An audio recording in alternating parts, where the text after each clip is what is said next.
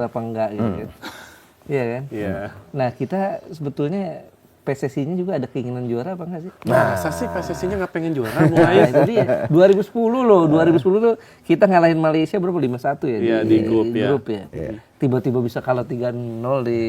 Tapi kalau Kuala kali ini Lumpur. kita nggak punya keinginan juara, diketawain sama Malaysia gitu kan. Nah, oke lah. Sehingga kemudian pemain-pemainnya ya pemain-pemain yang berdasarkan regulasi gitu. Oke. Jadi kan kalau Pak Erik dulu beli Inter Milan gitu, kan nggak mungkin namanya jadi Inter Mahaka kan.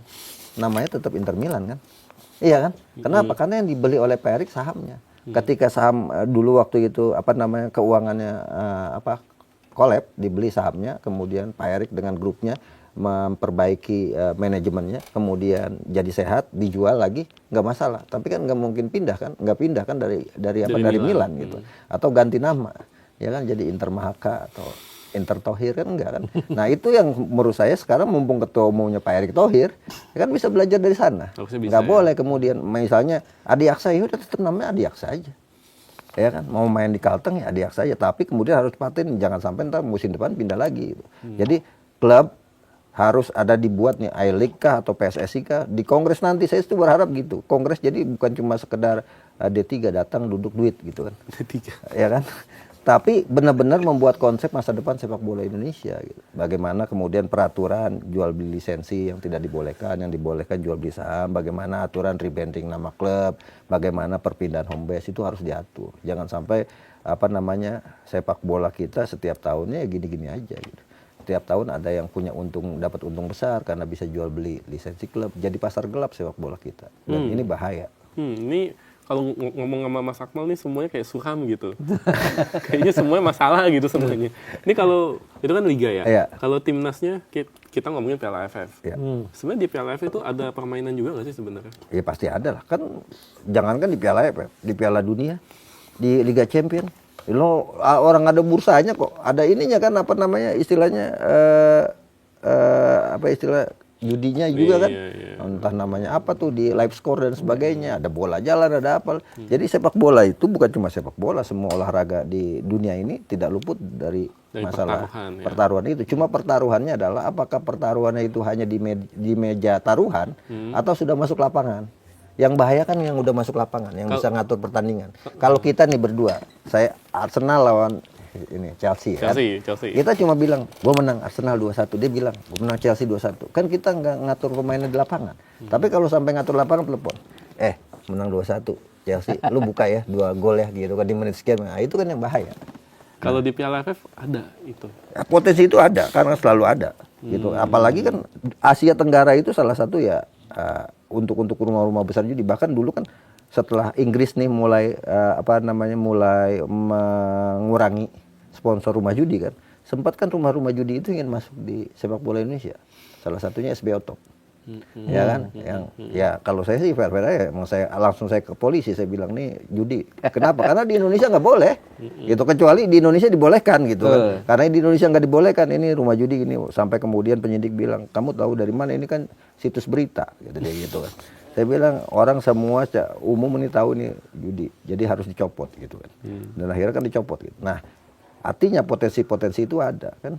Kamboja punya pusat judi, Malaysia punya pusat judi, Thailand punya bahkan saya ingat banget 2018 tuh Indonesia di Piala AFF tuh.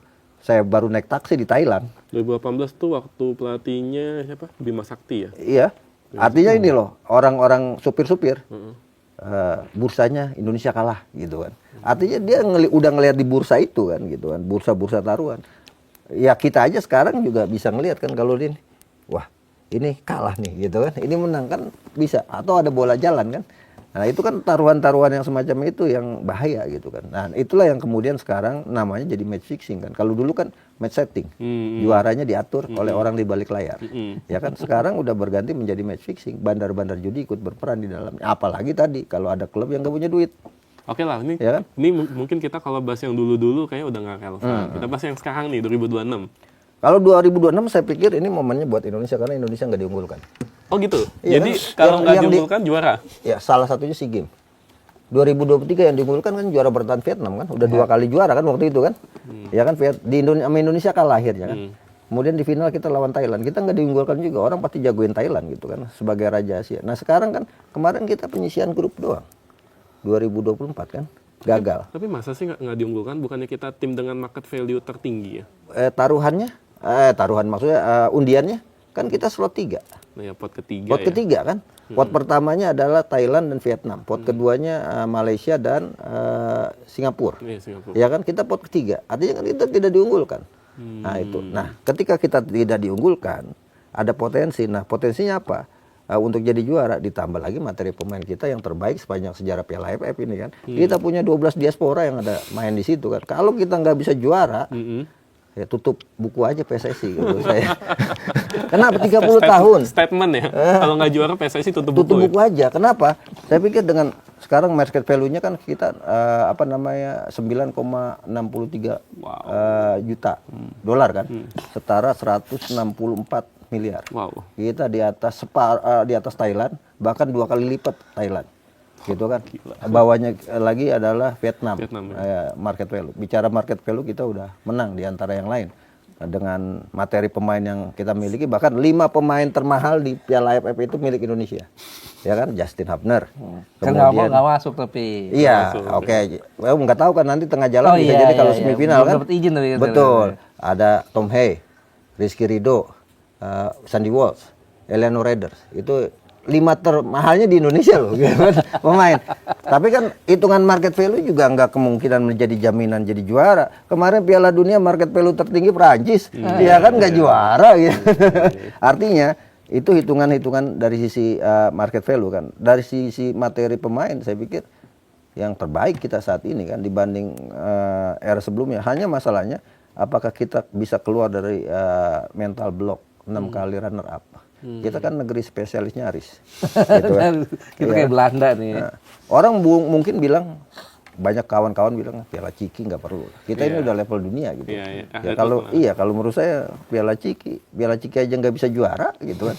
Nah, kalau kemudian ini momentum, sebenarnya momentum juga buat John Hedman kan. John Hedman ini kan momentumnya kayak naik tangga nih. Dan naik tangganya nggak kayak Patrick Kluivert udah di atas kan, akhirnya jatuh geledak.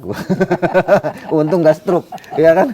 Tapi kan John Hedman kan dari bawah, Piala AFF, habis Piala AFF baru FIFA ASEAN, Iya, ya kan. Cup. Nah, FIFA ASEAN Cup, habis FIFA ASEAN Cup, Piala Piala Asia, baru Piala Dunia, kan naik tangganya Enak tuh, ini. pelan-pelan. Tapi kan ini juga buat jadi tantangan buat John Hedman, apakah dia ternyata sama aja dengan Ivan Kolev, sama aja dengan Peter Wade, sama aja dengan Alfred Riedel, sama aja dengan Sintayong yang hanya membawa mimpi juara gitu kan.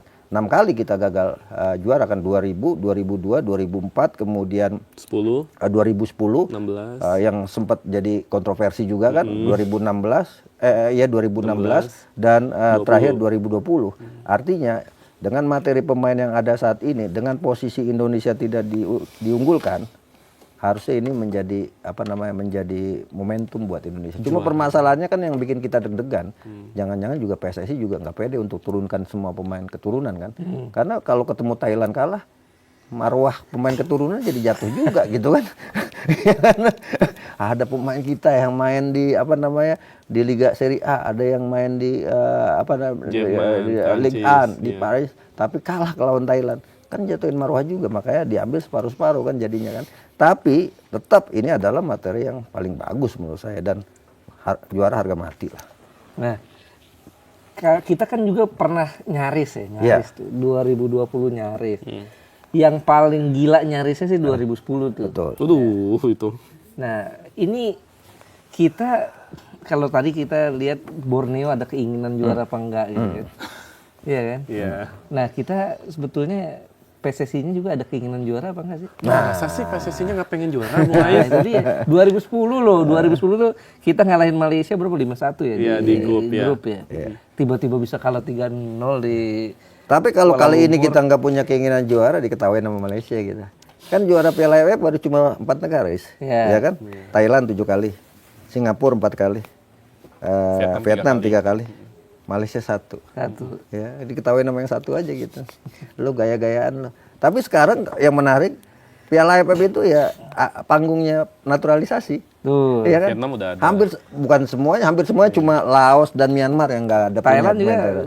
nggak terlalu banyak tapi Thailand ya. Ya tapi kan Tapi ada ada, juga ada, kan, ada. ya kan ada juga apa namanya Vietnam juga ada. Timor Leste. Oh, Ya, iya, kalau Timor Leste pasti Portugis tuh kan itu bangsa-bangsanya dia.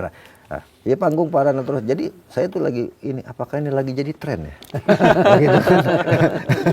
Atau ternyata memang ini adalah cara instan untuk apa namanya akselerasi prestasi. Gitu. Tapi kan orang bilang Maroko gitu kan, tapi kan beda, nggak bisa G2G dengan Indonesia juga. Perancis nggak bisa G2G karena punya aturan hukum yang berbeda tiap negara gitu. Jadi menurut saya balik lagi ke konteks saat ini, apakah apa namanya ada yang bisa menghalangi Indonesia juara gitu? Ya ada. Mental block satu, bandar judi juga bisa Nah, itu menggagalkan dia, itu Indonesia. yang- Ketika kita kemudian jadi bagus nih, takutin tuh. nah iya kan, kita lagi bagus, kemudian misalnya nih kayak 2010 kita nggak kalah, terus menang kan, nyampe final kan, semua orang pasti pegang Indonesia. Apalagi dengan materi pemain kayak gini, kita tiba-tiba besok kalahin Vietnam 3-0 misalnya, ya kan, di partai terakhir kalahin Singapura 5-0, orang pasti udah unggulin Indonesia semua di semifinal, ya kan. Dan dari situ ya potensi kemudian masuk bandar-bandar itu bisa terjadi. Nah, artinya apa? Ini bukan kita seuzon. Ini kan istilahnya kita harus menjaga ini jangan sampai terjadi. Karena ada momentum kita buat jadi juara. Nah, inilah tugas PSSI untuk mengawal ini. Jangan sampai kemudian ada pemain-pemain yang masuk angin nantinya, misalnya gitu kan. Tinggal dikerok aja. Nah, kayak ini dong John Hedman kemarin. Pakai balsam. Jadi, tapi buat John Hedman ini juga akan menjadi ini loh, pasti dia akan dibanding-bandingkan. Dia akan ada 3 event akan dibanding-bandingkan. Sintayong walaupun kemarin gagal terakhir, tapi kan dia pernah jadi runner up, pernah jadi semifinalis. Artinya kalau John Hedman tidak bawa kita ke final, ya berarti masih di bawah Sintayong kan gitu kan dari sisi prestasi. Dan itu pasti akan menjadi ini. Ditambah lagi misalnya ya hasrat kita, mimpi kita yang sudah semakin tinggi. Kalau mau apa namanya, kalau mau jadi Raja Asia atau kemudian tampil di Piala Dunia, ya kuasai dulu Asia Tenggara kan. Gitu. Step by step. Jadi Step by kalau step, ya. saya tetap mengulangi dan tetap konsisten, Piala Dunianya Indonesia ya Piala AFF. Nah, Terakhir dari saya, terakhir. iya. Berapa persentase peluang Indonesia juara AFF? Kalau saya bilang 90%. 90%. 90%. Wow. Dengan materi yang ada saat ini, asal tadi Musuhnya cuma 2 tuh musuhnya. musuhnya cuma 2 menurut saya, Vietnam dan juga Thailand. Oh, kirain mau ngomongin ini mental block sama bandar judi. Lawan itu kalau musuh non teknisnya, kalau musuh teknis kan Vietnam. Kalau saya lihat grup B itu kelihatan yang lolos ya udah 2 itu kan. Thailand. Dan Malaysia. Malaysia. Malaysia, Grup sini ya Indonesia Indonesia Vietnam gitu kan. Indonesia bisa jadi juara grup lah. Ketemunya Malaysia di semifinal. Nah, mental block ketemu Malaysia, kan kita selalu deg-degan kalau ketemu Malaysia. Panas pasti. Apakah ini masih ada? Nah, ini akan jadi perang naturalisasi juga kan. Ya, banyak yang di mana Malaysia kemarin habis kena sanksi dari AFC kan. Yang pemain dari Argentina ya. Betul. Artinya ini akan jadi seru ketemu Thailand. Jadi saya belum melihat kekuatan Indonesia semua. Orang kan kemarin udah puji-puji penampilan kita kan lawan Kamboja. Walaupun kalau dari segi skema main gol-golnya indah semua kan. Keren itu kan. Tapi kan lawan yang dihadapi 2 level di bawah Indonesia. Apakah masih bisa ditunjukkan itu nanti lawan Vietnam? Kalau kita lawan Vietnam bisa gulingkan Vietnam dengan skor 2-0, 3-0 sama waktu eranya Ilham Jakusuma dulu 2004. Saya pikir juara tuh harusnya udah di tangan.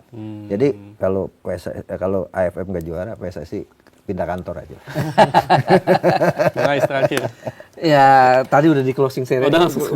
statement dari Akmal tuh. Kalau nggak juara, apa itu tadi? PSSI pindah kantor. Atau tutup buku. Atau jangan-jangan ganti ketua. Emang itu. Lah, kan 2027 akan ada pergantian. Iya. Siapa ketua berikutnya kita ulik di episode berikutnya. Thank you. Sobat ini sudah saksikan sampai di detik ini. Sampai jumpa di episode berikutnya. Bye. Thank you Bang Amal. Ya. Thank you.